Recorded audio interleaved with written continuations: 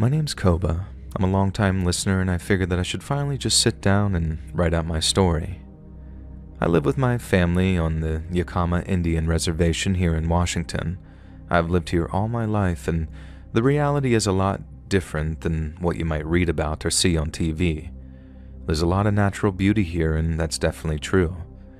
Even having grown up with the Cascades in the background anytime you're outside, you'd think I might be used to it by now. But every time your eyes wander while you're driving and you're out hunting or fishing, there's almost one of those wow moments, where the mountains catch the light in just the right way, or you come across a scene straight from a Hobbit movie. I love those, by the way. But beneath all that natural splendor, there's a lot of hardship and a lot of violence here on the res, especially when it comes to drugs and alcohol addiction. Drugs, particularly meth, have been a dark cloud hanging over this reservation for literally decades at this point. It's everywhere, seeping into every corner of people's lives. I've known good people with families, jobs, everything a person could want, have their entire lives swallowed up by it. It's not just a drug here. It's more like a disease that's put down roots throughout the community, leaving almost no one untouched. You see it in the empty, tired eyes of the young kids whose parents have been affected by it, and you see it in the empty, boarded-up houses that were once home to generations of the same family, and you see it in the same crime rates that just keep on climbing, without fail, year in and year out. As one old friend of mine put it takes normal, regular life and it turns into some kind of survival situation. And in survival situations, you got your predators, and where there's predators, there's prey. All the robberies, break-ins, and burglaries are bad enough, but the violence is by far the worst. It's not just the physical fights that you hear about, but the whole atmosphere of fear and distrust that it breeds. I've seen how meth can change people, how they lose themselves to paranoia, aggression, and eventually, insanity. Which leads me to a story that still sends shivers down my spine.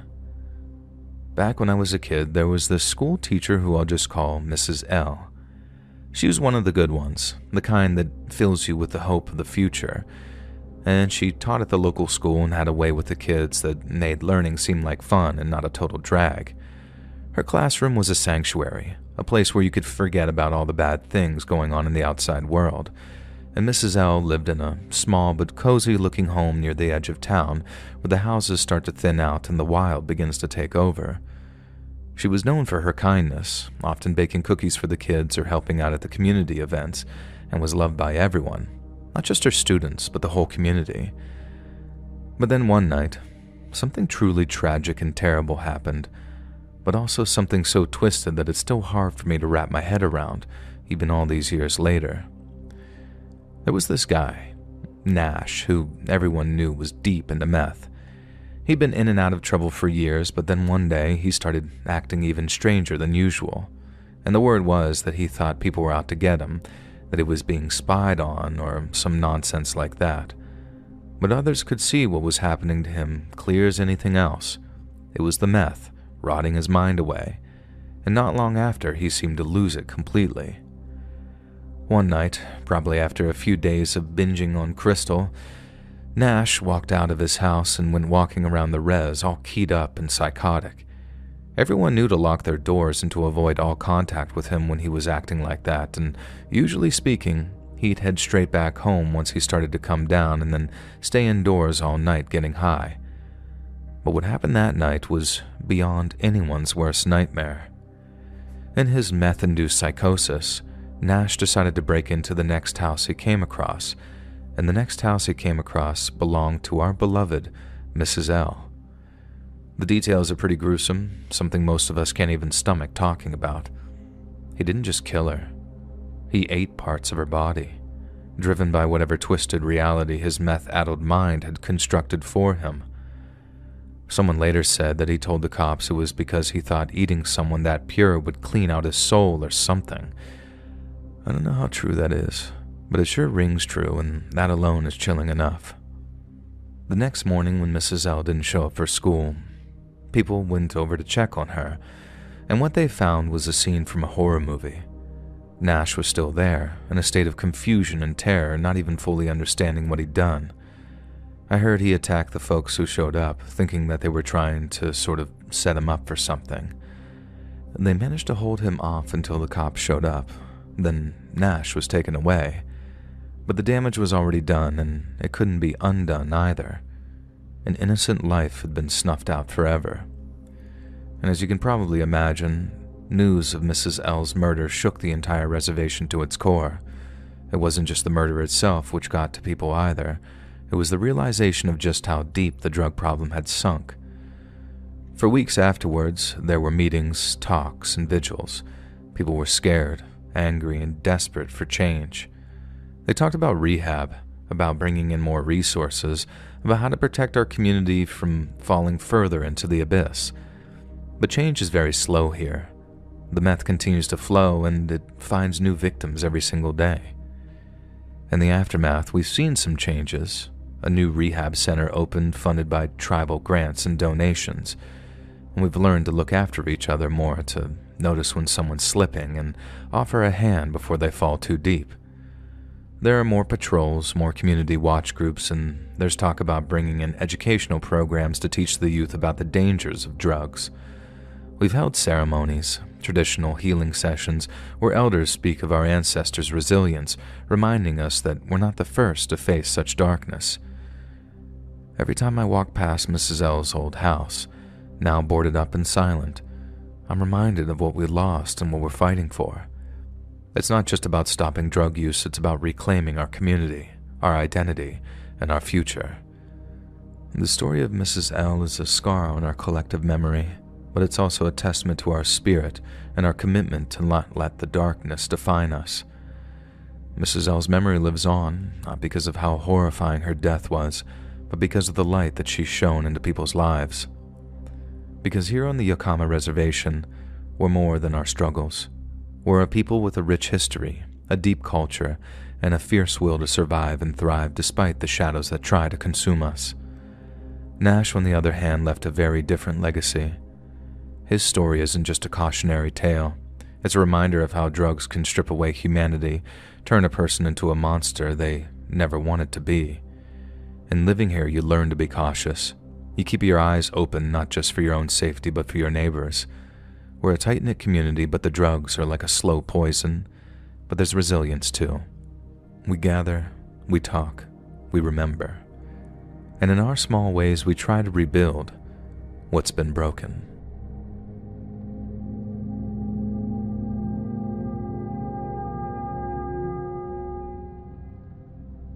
I'm writing from the Navajo Nation Reservation, the place I've lived all my young life. I wanted to share a horrifying experience that began during what was supposed to be a peaceful walk with my old mutt, Mahi.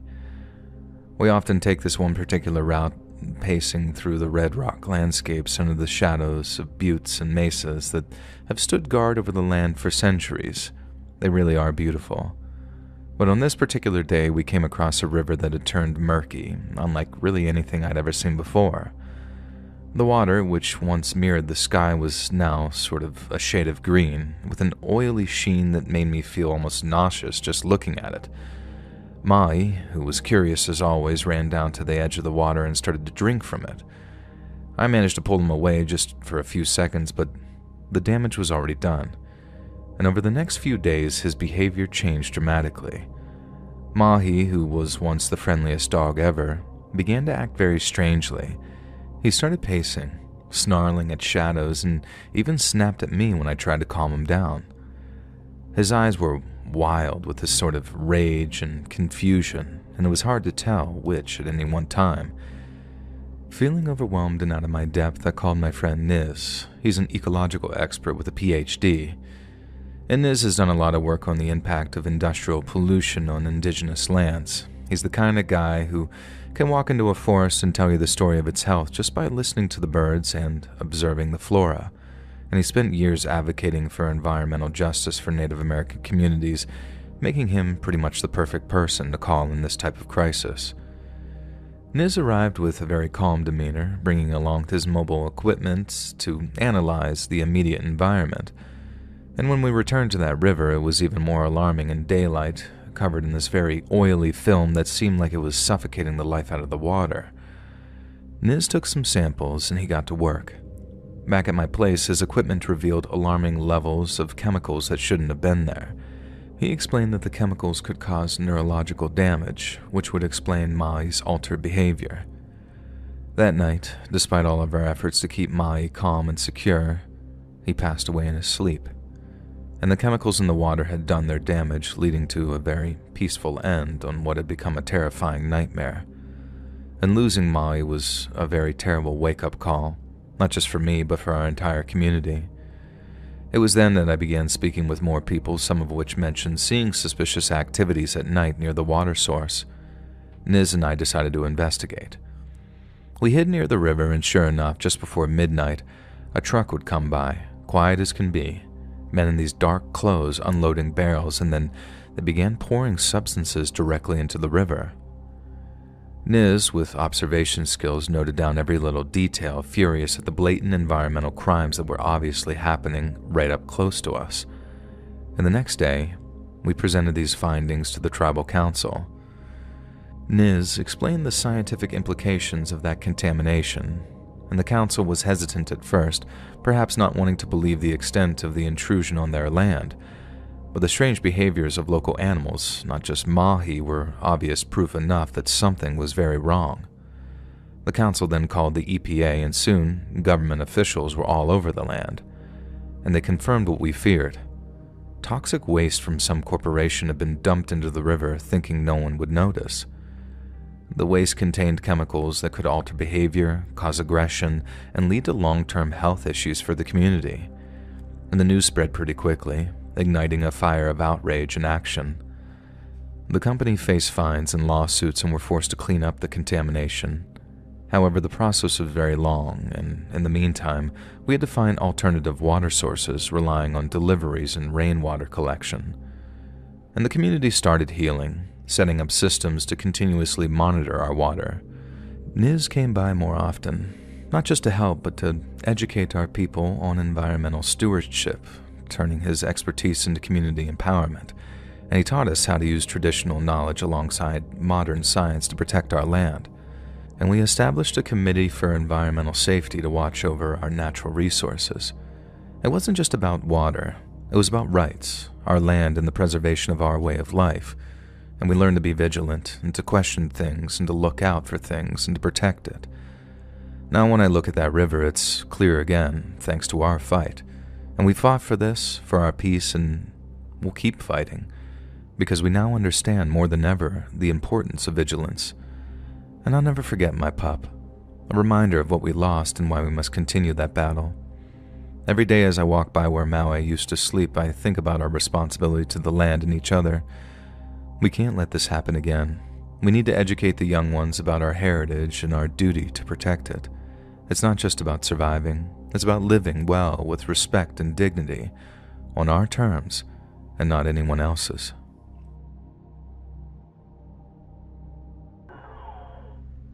Having recently made the decision to write a memoir, I've developed a profound interest in the art of storytelling.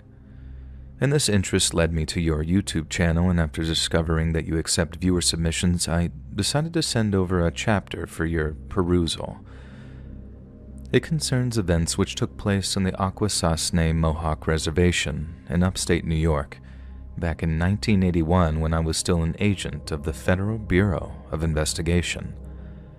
I graduated from Quantico in late 1980, and since all my family is based in Queens, my first choice of posting was always going to be the Bureau's Manhattan field office. Once we got the good news, my then girlfriend, now ex-wife, and I were delighted at not having to move across the country and began my tenure following the holiday period. Since I was fresh out of training, I hadn't been given a field assignment yet, and was stuck shadowing more experienced agents until the assistant director was confident that I could do my job. New agents undergo what's called the field training program, which, as I already mentioned, involves shadowing and learning from much more experienced agents. But with it typically lasting several months, I didn't expect to be given my own assignment until the summer or early fall. Yet as it transpired, the assistant director had other plans. One morning he called me into his office and asked how I was finding things thus far. And becoming an FBI agent had been my primary ambition since I first saw the taking of Pelham 123 back when I was in middle school. And so to be there in person, it really was a dream come true. And when I told him that, he just nodded and sort of thought a little, then asked the very last question that I could possibly expect him to. "Do you think you're ready for an assignment?" And the question prompted a wave of emotion. I felt honored, flattered, and, if I'm honest, a little apprehensive. But above all, I was ecstatic at the prospect of receiving an assignment so early on in my career. I knew it could make or break me, and you can bet that I was feeling the pressure of that. But I was young and foolish enough to believe that I could handle any task I was given. So, in response to the assistant director's question, I told him yes, and got my briefing there and then. The assistant director told me that he'd been reading my personnel file and had noticed the Mohawk ancestry on my mother's side. He asked me how familiar I was with Mohawk history, and after I told him that I was somewhat knowledgeable on the subject, he asked how much I knew about the St. Regis Mohawk Reservation up in Franklin County. I'd heard of it, but having grown up on the opposite side of the state and having no family there to speak of, I had to be honest and say that I'd never visited and didn't know much about the place. When I assured him that I could be up to speed in no time, he replied that he had no doubt that that was true. That wasn't why I'd been chosen for the assignment that he had in mind. The issue wasn't knowledge, it was trust. As you might already be aware, there's a lot of complexity to the issue of law enforcement on reservations.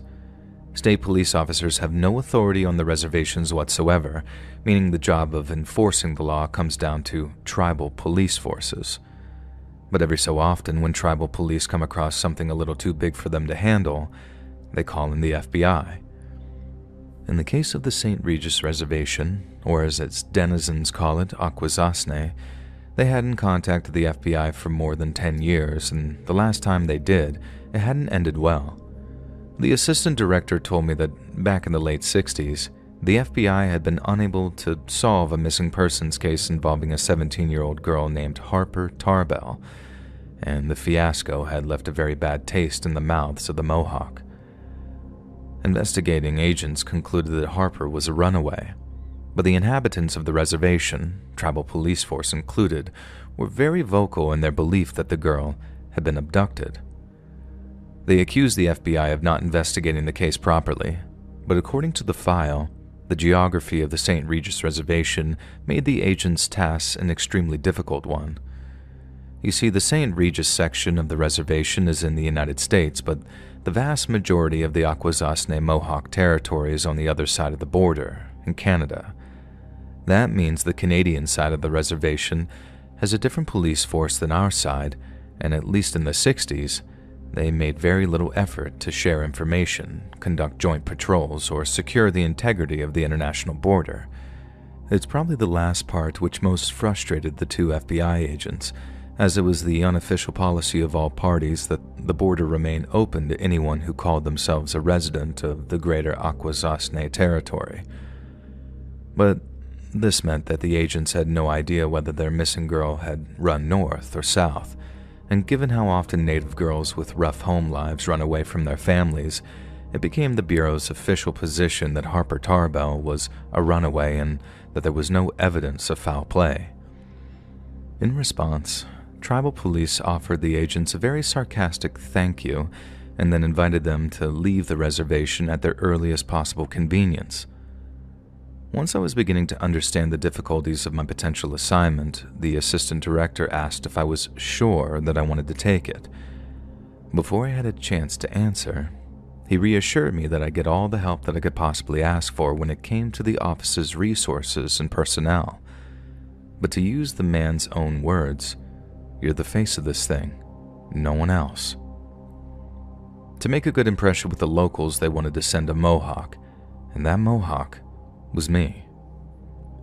That way, when I told people that I was there because I cared, and I wasn't just there for a paycheck, it would come off as much more sincere, and it needed to come off sincere because this was a very important and very sensitive case. It was a daunting prospect, and I don't feel nearly so confident once the precariousness of the situation became clear, but it still presented a golden opportunity to get a step up on the career ladder, and very early on, too, and so I took it. It was about a 6-hour drive from Manhattan to a place called Hogansburg, the largest town in the reservation, at least on the American side, and the location of Tribal Police HQ. When I arrived, I met with the chief of police at a diner across the precinct called the Bear's Den.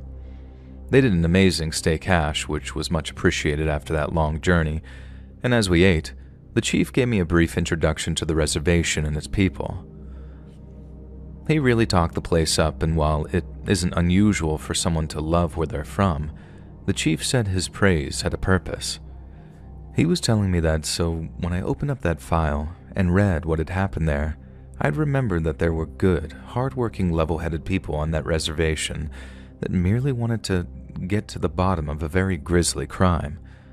Again, this was a somewhat daunting introduction, but he was absolutely right to warn me, because when I got back to the $3 a night motel that I was staying in and read what was in that file, it made my blood run cold.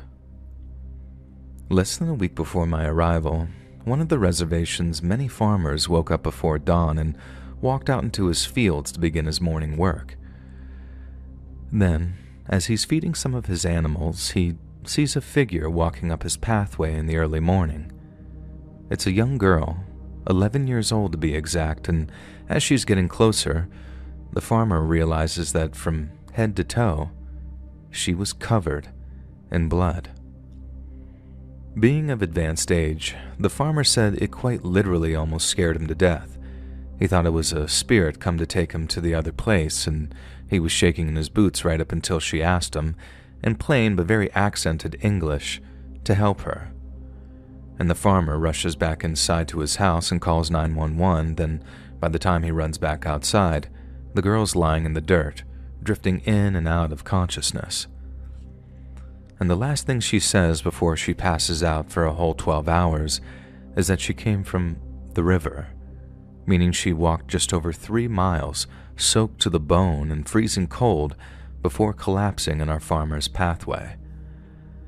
The paramedics rushed to the young girl's aid and then drove her straight to the medical clinic there in Hogansburg for life-saving treatment, and then once they got her there, they realized all that blood wasn't even hers.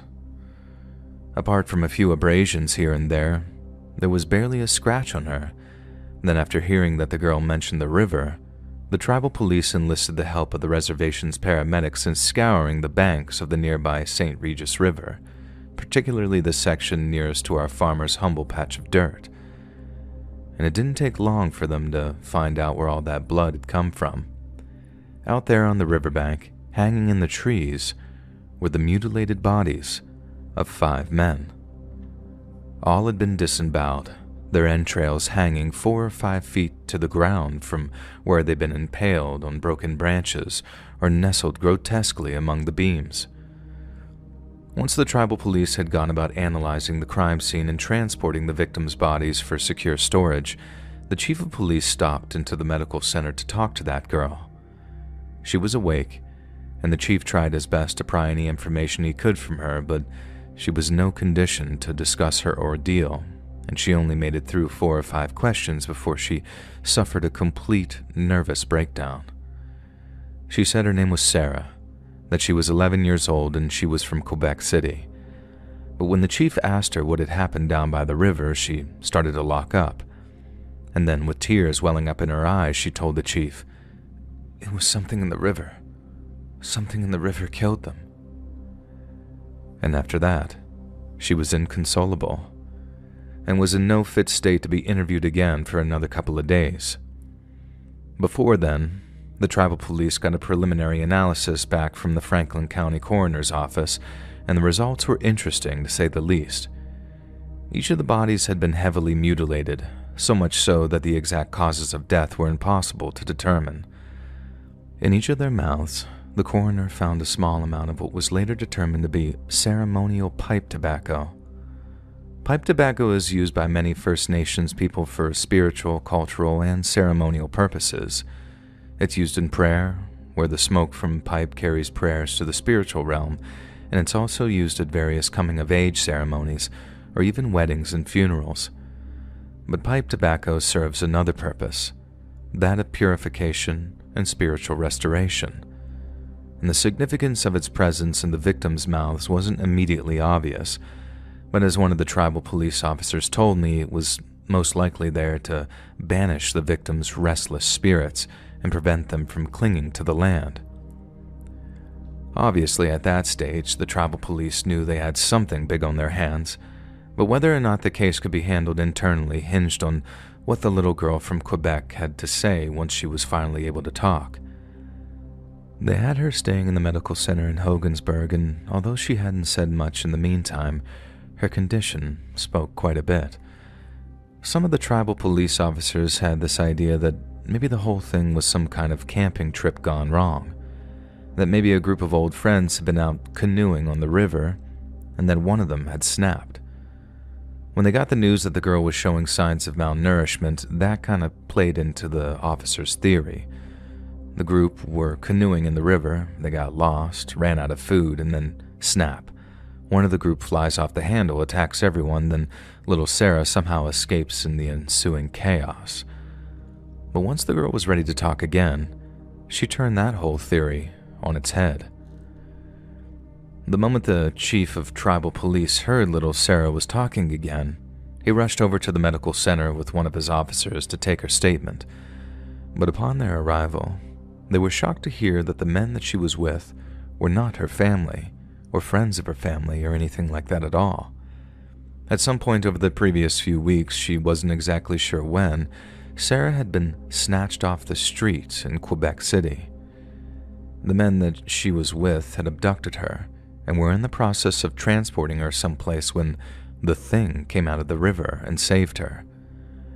The chief pressed her as much as possible on what exactly came out of the river, but Sarah didn't know. She'd been blindfolded and placed into some kind of large sack prior to the first leg of the journey, but had been removed from the bag and placed into some kind of boat. And the boat had been driven for some undetermined period of time, then it stopped and she was guided into the shallows. But as soon as her feet touched the water, the men escorting her became alarmed, began yelling, and then gunfire began to erupt just a few feet from her. She said that there was a lot of gunfire, so much it almost sounded like one solid wall of noise hitting her ears, making her deaf. The men who'd abducted her tried to kill the thing that attacked them, screaming, cursing, and yelling as it tore them apart, and in the chaos as it unfolded, she pulled off her blindfold and escaped into the darkness of the early morning. Sarah said that she had no idea where she was or where she was headed, but as dawn started to creep onto the horizon, she saw an old farmhouse and began walking towards it. And once word got out, that's about the time folks started talking about the spirit of the river. Many native cultures have a myth surrounding river gods or river spirits, but for the most part, these spirits are passive and unconcerned by the affairs of man. However, once news of the girl's kidnap made its way around the reservation, it became clear that many believed that the spirit of the river had felt young Sarah's pain and had decided to do something about it. This was especially true after two aspects of the case were leaked by an unidentified member of the tribal police. Firstly, the news that ceremonial tobacco had been found in the mouths of the victims only strengthened people's belief that something supernatural was at play. But it was the second detail that really creeped out the reservation's residents. By that point, around a dozen tribal police officers had observed the scene of the crime, as had several members of emergency medical services. All of them confirmed that covering the riverbank near the location of those bodies were a ton of dead river fish.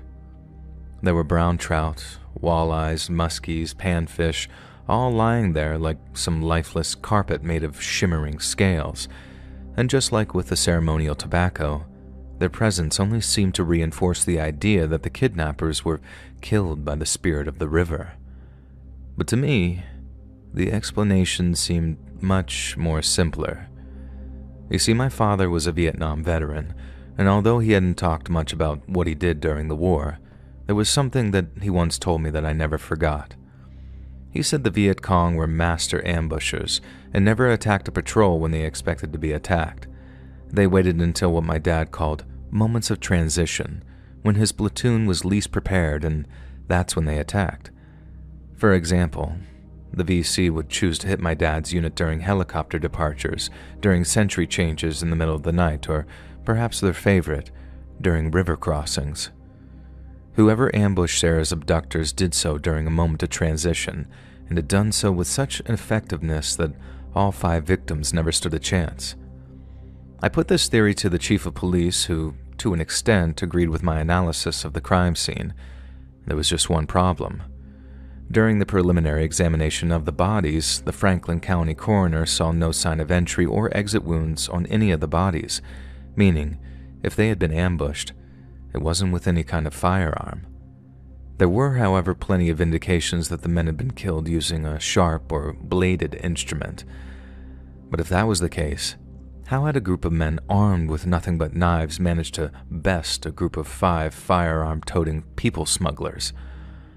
And the chief also mentioned that the reservation had a kind of small-town mentality to it. Even though it was spread over a wide area and included multiple small towns and villages, everyone knew everyone else's business. Tribal police had also issued an appeal for information, and with the level of trust between the force and their people being so high, the fact that no one came forward was very concerning. They never had the problem before. Someone always came through with a tip or some information, especially if it was for the good of the reservation.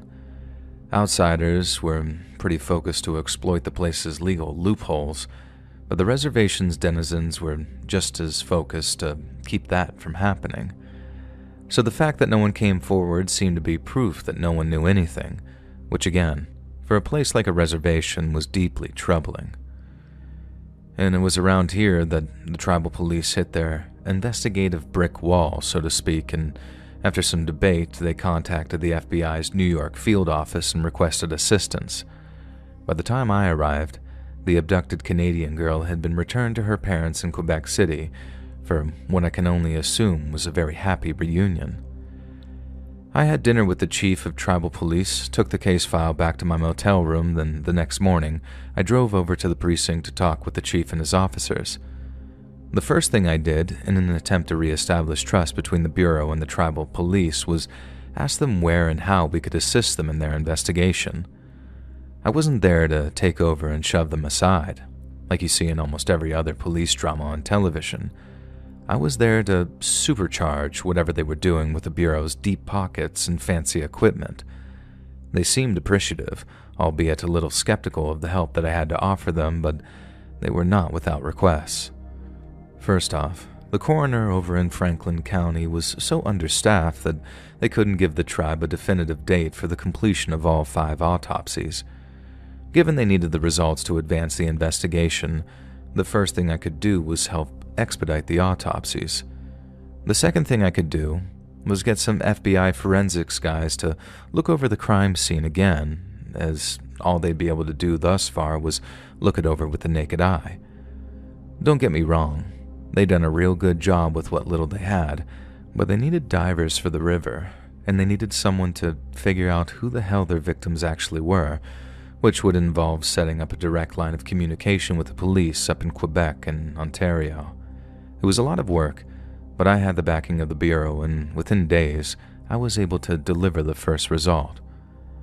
After a phone call back to HQ, 2 forensic pathologists from the New York field office drove up to the coroner's office in Malone. The folks there were only too happy to let them do their jobs for them, and it meant that we had our autopsy results by late afternoon that same day. Preliminary examinations hadn't found a single verifiable gunshot wound on any of the bodies, but the autopsy results showed that they were riddled with them. One body had almost 30 cavitations running through his torso alone, meaning almost 30 bullets had punched through his chest and stomach before exiting through the flesh of his back. The sheer volume and devastation of this gunfire suggested that either the smugglers had been attacked by a large group of lightly armed men, or by a much smaller group armed with high-powered machine guns.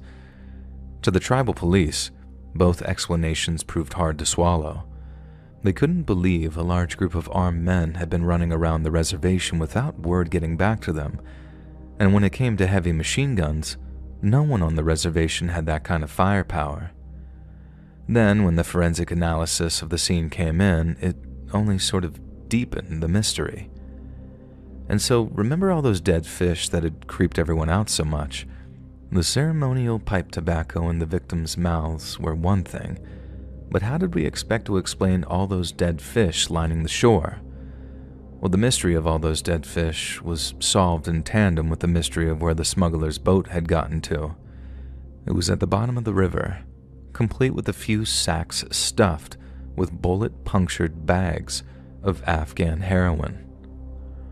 All of those fish had been swimming around the boat, breathing in uncut heroin that had been leaching into the water and then floating to the surface and toward the riverbank, dead as doornails.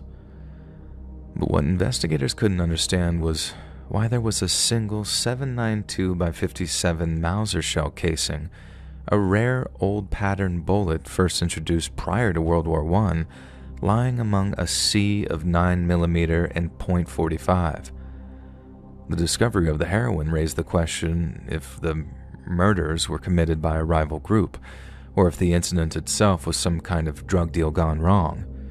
This theory was reinforced when Ontario police reached out to confirm that multiple Canadian smuggling operations used the waterways of the Akwesasne territory to transport goods across the border to the United States, and that naturally, their direct competition sometimes led to confrontations.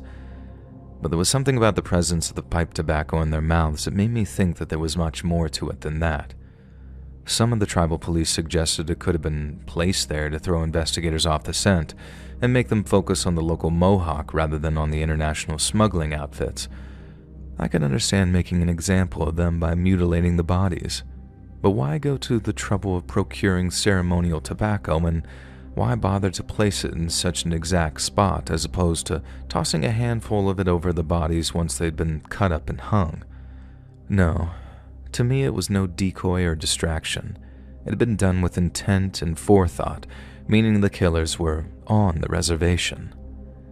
Then when it came to the question of who might be motivated enough to do such a thing, I knew damn sure who I wanted to talk to first. Before I continue, I feel like this is the right time to explain something very important. In some people's vision of an ideal world, the FBI wouldn't investigate a case wherein 5 smugglers of child captives were murdered, with their prisoner having escaped without a scratch. But there's a reason vigilante justice is illegal in this country. From the perspective of an investigator, we had no idea who these people were.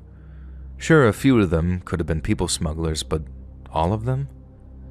And what if that little girl Sarah from Quebec wasn't the only child on board the boat that night? There could be bodies still unaccounted for, and vulnerable, trafficked individuals could have been murdered along with their kidnappers in a case of mistaken identity. That's why we had to get to the bottom of what had happened, and why we couldn't just say, oh well, scratch 5 scumbags, and then clock out early for cold beers and shrimp cocktails. The first and only person on my list of people to talk to was Wolf Tarbell, the father of the missing Harper Tarbell, who disappeared 15 years prior. He was a disabled veteran of World War II, living alone off his army pension on a piece of untilled farmland his family had owned for generations. At first, after limping out of his home with the use of a cane, he refused to answer any of my questions, and frankly, I completely understood why. But I told him not only had I brought news that would vindicate his claims of his daughter's abduction, but there was a chance that we could make the men that took her face justice for their crime. And after that, he warmed up to me considerably and invited me into his home. The first thing Mr. Tarbell did after I walked inside was show me a picture of his missing daughter. He told me that he thought of her every single day, and her memory was the only thing that got him out of bed every morning. He asked me if I'd ever lost somebody like that, and I said no. He said he hoped that I never had to know what it felt like. And then and only then did he agree to talk about the smugglers. As it went, Mr. Tarbell had conducted considerable research into the cross-border smuggling networks of the Akwesasne. A series of competing factions smuggled cigarettes, drugs, firearms, and even people back and forth across the border, and Mr. Tarbell was quite certain that it was one of these factions which abducted his daughter. He obviously didn't have any concrete proof, and he had no idea where his daughter had been taken, or even if she was still alive. But if he knew it had to be one of those groups, and he was only too willing to help me if it meant seeing them in handcuffs. And I thanked him for everything he told me, said I'd take his advice regarding better communication with the cops on the Canadian side of the border, and then made my way to the Hogansburg police precinct to tell the chief what I'd learned. He didn't seem surprised Mr. Tarbell had spent so much time fixated on the subject, but he was surprised that he'd taken the time to talk to me. The chief claimed Wolf Tarbell had once said that the next FBI man who stepped foot onto his property would be buried on it, so the fact that I even made it off his land alive was something of a miracle. Over the days that followed, myself and the officers of the tribal police tried to build a picture of the regional smuggling operation, and we primarily achieved this after securing the cooperation of police departments up in Quebec and Ontario, who explained it had been a problem on their side for quite some time. The transnational nature of the territory meant that it had always been an issue, but from the early 70s onwards, cross-border narcotics and people smuggling had become a huge problem for communities on both sides of the US-Canadian border, and that made for one hell of a day's work, and by the end of it, we had 2 separate link charts on 2 separate corkboards, one for English-speaking groups and the other for the French-Canadian groups. Most seemed to specialize in either drugs or firearms, rarely both, but the ones we were interested in were to the ones that transported people. But to our frustration, they were much, much harder to pin down because cases involving human trafficking were much less common. And like I said, that made for a tough day, so before I went to my motel room, I stopped by the Bear's Den diner for more of their steak hash. And it was close to closing time, and I was the only person in there, but the owner seemed only too happy to make me his final customer of the evening. Once I'd finished eating, he brought me a cup of coffee on the house. He'd heard about what had happened down by the river and figured that I must be one of the out-of-town cops come to help solve the case. I told him with powers of deduction like that he should have been a detective, and after what I'm sure was a very polite return of laughter, he asked how the investigation was going. And I said it was going okay, permitting a few speed bumps, and that when all was said and done, it might make a real difference in terms of putting a dent in local crime. The diner's owner then said he doubted that very much on account of the incompetence of the local police force. And out of courtesy, I just asked him what he meant by that. And as I sipped my free coffee, he explained that sometimes the local cops didn't respond to calls at all. One night, just a week prior or so, the owner of the diner had taken a bathroom trip in the middle of the night. He hadn't been keeping regular as he'd like to in his old age, so while it was a relief to have nature finally calling, he remained atop the old porcelain throne for quite some time before he properly finished his business. But during that period, in dead silence of the winter night, he thought that he heard a loud burst of gunfire way off in the distance, and then another, and then another. He said he wasn't completely sure what he'd heard at the time, but the next day, when news of the murders swept the town, he called the tribal police to file a report on what he'd heard. The officer that he had spoken to said that he'd make a note of the call and then inform the chief at the first available opportunity, but he never got a return call. When I asked the chief why I hadn't been informed of this, he said it was the first that he was hearing of it and that an officer, Tyler Wynn, had been manning the desk that day. Wynn, on the other hand, offered little more than a weak apology and said that he'd been tired following the extra early start that day. I didn't see it as too much of a setback or a missed opportunity or anything, but I did think that it was odd that an officer would neglect to record something of such significance. The next few days were quite slow, with only minute progress here and there, thanks to calls from departments up in Canada. But then, a sudden break in the case sent everyone scrambling.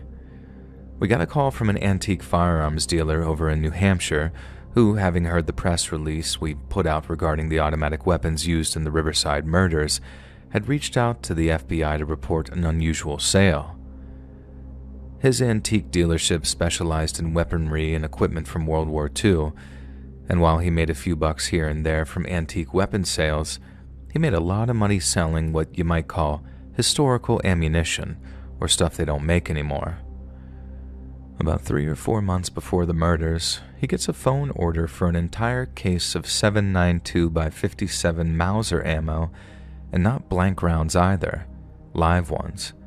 And if you remember, one of the shell casings found at the scene of the crime had been of this exact same rare caliber. The antiques dealer used to do a lot of business with reenactors, you know the kind. They dress up in old uniforms and then go running around a field pretending to shoot at each other and then pretending to die. They always needed a whole bunch of old-fashioned ammunition for their reenactments, so the guy made a lot of money off of it, and whenever he sold actual live rounds of 7.92 by 57, it was only ever a few boxes to target shooters, not whole cases. Just a few days before the murders, when the guy came to pick the ammo up, he arrived in a car with New York plates, walked with a limp, and although he never said it out loud, our antiques dealer was for damn sure that the guy was a veteran. It was Wolf Tarbell. It had to be. As soon as I got off the phone with the antiques dealer, which was fairly late in the evening, I called the chief of police and then arranged for us to pay Mr. Tarbell a visit the following morning. Since he was now considered a person of interest, I didn't want to tip him off that we were planning on stopping by. Yet little did I know, he wouldn't have been able to come to the phone anyway. When myself and the chief arrived at his home the next morning, Wolf Tarbell's front door was wide open, and when I called out for him, I didn't get a reply. The chief and I drew our sidearms and then crept into Tarbell's house, not quite knowing what to expect, but knowing that it was going to be bad. Then, when we walked into the man's kitchen, we found him. I'd seen the crime photos from the river murders already, and what was left of Wolf Tarbell looked exactly like the remains in those photographs. He was all torn up, butchered almost beyond recognition. Someone had taken his head and then placed it horizontally on a kitchen counter. Tarbell's jaw was a little slack, and inside his mouth, I could see a clump of something dark and damp behind his front teeth. It was ceremonial pipe tobacco, the same kind that had been found in the mouths of the victims by the river. The chief called for backup using his patrol car's radio, and within the hour, his officers had locked down the crime scene and forensics were en route. But as the first of the chief's officers arrived, we got word that Officer Wynn had failed to show up to work that day, which, given the recent spike of murders, was obviously very concerning. Tyler Wynn was the same slow but well-meaning officer who failed to log the call that one time. The chief said that he lived with his mother in a small home just outside of Hogansburg, but when the chief and I stopped by, he wasn't there either. As the chief asked his mother, who was a very warm and very cooperative older lady, where she thought that her son might be, I found my eyes starting to kind of wander around the room. Mrs. Wynn had hung framed pictures of her family on just about every visible surface, including plenty of her police officer's son, Tyler. I got kind of a kick out of getting to see him grow up in fast motion, as the photos ranged from baby pictures to elementary school age to late high school and graduation. But there was one picture in particular that really caught my eye, and that's because I recognized both of the photos' two subjects. It looked like it was taken during some kind of winter formal, and showed a sophomore or junior year age Tyler standing with a young lady who looked very, very familiar. At the next opportunity, I politely interrupted the chief and Mrs. Wynn to ask who the girl in the photograph was, and a sad look came over her face before she told me, "That's Harper Tarbell. Tyler was real sweet on her back in his high school days. The two dated, even went to a dance together, and he was heartbroken when she went missing." The chief and I were stunned, but him more so because in almost 10 years of working with Officer Wynn, he never once mentioned having dated the missing Tarbell girl. But that wasn't the only odd thing that the chief had noticed about Officer Wynn. On the night of the river murders, Wynn had radioed into HQ claiming that he'd followed a bunch of outsiders back to some kind of illegal alcohol still that they had set up on the edge of the reservation. Because he was still on the move, he only gave a rough idea of his location and direction, but then suddenly, he starts yelling about how they'd spotted their tail and had opened fire on him. Then he drops off his radio entirely. Every tribal officer on duty, and even some that were off duty, go roaring off towards Wynn's last known location, and when I asked where that was, the chief told me that it was just about as far away from the scene of the river murders as it was possible to be, and still be inside the reservation. The only trouble was, when they arrived in the area in question and started scouring it for any sign of Wynn and the trigger-happy bootleggers, they can't find hide nor hair of either party, and they only find Wynn much later on back at that station, claiming that he outran those gunmen and saved his own skin. The chief didn't tell me all that until we were back in his car, and we were on our way to the fishing shack Wynn's mother claimed that he liked to frequent. She claimed it's where she'd look if she was in charge of looking for him, and she was right. Inside of that rickety old fishing shack, the mutilated corpse of Officer Tyler Wynn was spread all over the wooden walls and floor, and I'm sure by this stage I don't have to tell you what had been stuffed into his mouth. Also present inside the shack was a little plastic baggie containing all the 7.92 by 57 shell casings that were missing from the scene of the rivers, all except for one, of course. And the question of what they'd been fired from was answered following a thorough search of Wolf Tarbell's property. After being wounded during the Battle of Bastogne, Wolf Tarbell returned home with more than just a Purple Heart. For some reason, he was allowed to keep the rifle that he'd fought with upon his discharge, and after registering it with the tribal police, it took a prideful place above his mantle. But what the army didn't know is that the old wounded wolf had brought home another weapon with him, broken down into pieces and concealed among his belongings. He reassembled it in his basement when he got home, and that's where it stayed for more than 35 years, an almost mint-condition German-made Maschinengewehr 42, more commonly known as the MG-42. We had an idea of who had provided the weapon. We had an idea of who had pulled the trigger. We also had an idea of why our killer had pulled the trigger, seeing as his childhood sweetheart had apparently been abducted by the same organization the victims were members of. But what we couldn't work out, what I've never been able to work out, is who killed Wynn and Tarbell, and why. The only other detail of the case, the final detail before we hit such a great investigative brick wall that we were forced to abandon the investigation, was this. Just a few days after we pulled that German machine gun out of Wolf's basement and were recovering the missing ballistic evidence from Tyler Wynn's fishing shack, 3 tiny bodies washed up on the banks of the St. Regis River, about 9 or 10 miles downstream. Little Sarah hadn't been the only kidnapped child on the smugglers' boat that night. There had been 3 more, 2 Canadian children and 1 American. All 3 had been riddled with those antique bullets bought by the late Wolf Tarbell. I figured that when they realized what they'd done, Tarbell and Wynn had to make it look like something it wasn't. But they couldn't have been working alone. It's impossible that they were working alone, because if they were, then who the hell did the exact same brutal thing to them in order to ensure their eternal silence? I might be Mohawk on my mother's side, but I don't subscribe to beliefs that involve things I can't see or touch. I don't believe any kind of spirit was responsible for what had happened to those people, be it the smugglers, their child captives, or those who killed them. But I do believe that there's someone out there, maybe they're still on the reservation, maybe not, who out of blind hatred or lust for revenge did something truly unforgivable. And I'll live the rest of my life in regret that I couldn't bring them to justice. Maybe the story of why I couldn't bring them to justice could make for another chapter of my memoir, but I have no doubt that it'd make for a much sadder and much less unsettling kind of story than this one.